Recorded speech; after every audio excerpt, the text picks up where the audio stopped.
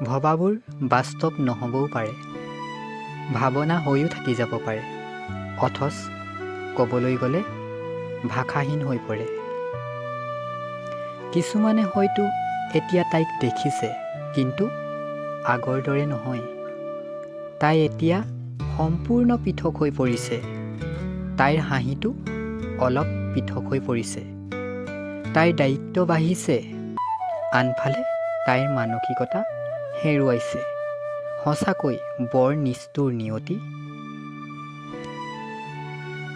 কাৰোবাৰ সপোন জানো এনেকৈ কাঢ়েনে? নাপায়। আজিৰ সময়খিনি সঁচাকৈয়ে বহুতেই পৃথক হৈ পৰিল।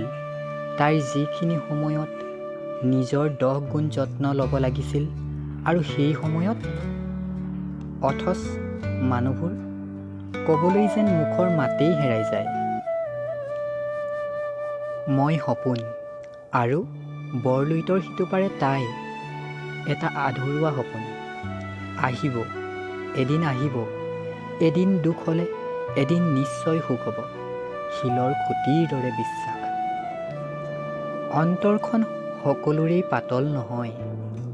তাই কান্দিলে যে আনেও সমভাগী হ'ব, তাই হাঁহিলে আনেও হাঁহিব। এতিয়া